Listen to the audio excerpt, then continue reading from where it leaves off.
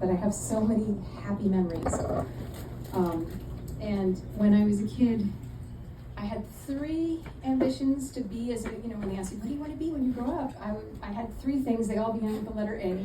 One was anthropologist, because my Aunt Lady used to go and study with Margaret Mead and had all these wonderful tales of working with these tribes in the, anyway, it gets too long if we go in all those little directions, but an astronaut, because me and my dad loved watching those reruns of original Star Trek with Captain Kirk and Dr. Spock and Dr. McCoy.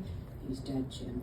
And I just, strange worlds, I just was very impassioned by it, but I had very bad vision, so that sort of knocked me out of the astronaut category, at least then. This was before contact.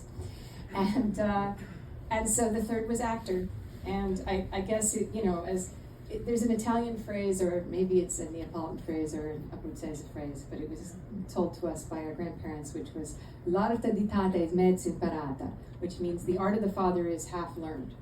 And, I got to watch my dad doing such amazing things when I was a kid.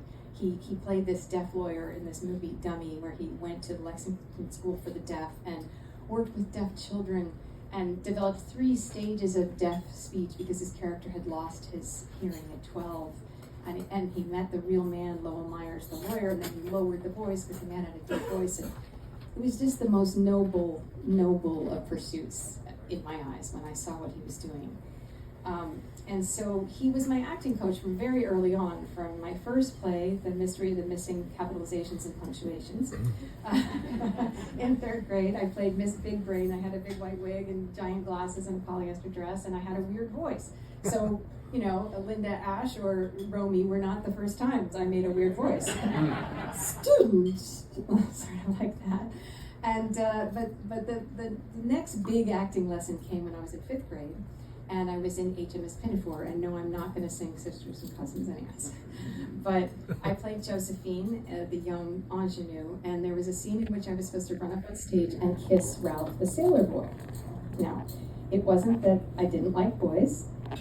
I just didn't have a crush on this particular boy. There was nothing wrong with him, but I liked Peter Sleva. And, this boy was very nice, but I just didn't have a crush on him. So, and having never kissed any boy, not even having been as advanced as doing those, 7 minutes in heaven or spin the bottle games that some people were doing at 10, I was like, how am I going to kiss this boy that I don't even know anything about, right? And so my father, my kids are super embarrassed right now. Yes, mommy is a person.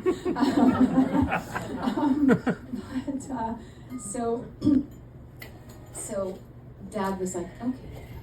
Now just imagine, who is the most handsome, attractive movie star that you can think of?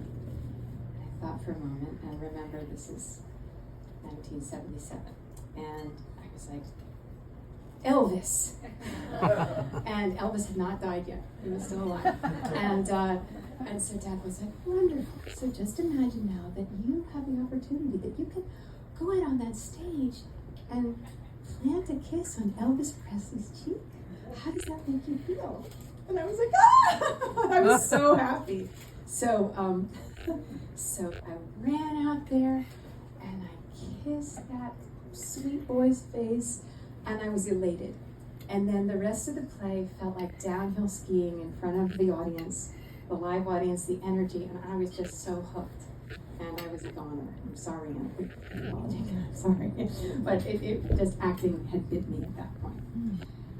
So then the next year I switched to another school because of a bullying situation on the bus where a girl said that I said hamburger like hamburger and threatened to kill me every day. So my parents switched me to another school, and I wanted to do the play there, but they had already cast all the parts except for 2. And what they were doing was Fiddler on the Roof, and the 2 parts remaining were Baker and First Russian.